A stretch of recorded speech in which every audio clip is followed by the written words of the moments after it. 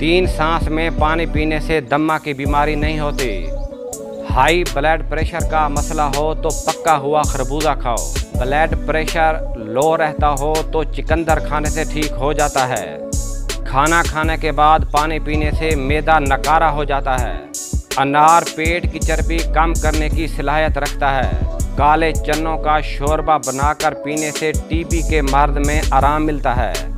लाल मिर्चों का ज़्यादा इस्तेमाल करने से आँखों, मैदे और दिमाग का नुकसान होता है।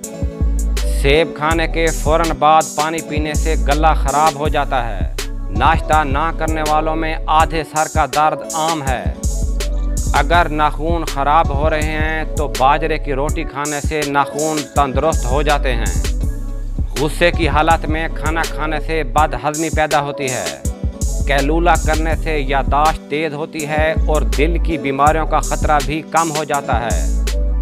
अगर बदन के किसी हिस्से पर ख़ारिश का मसला हो तो एलोवेरा का पानी लगाने से ख़ारिश का मसला ख़त्म हो जाता है।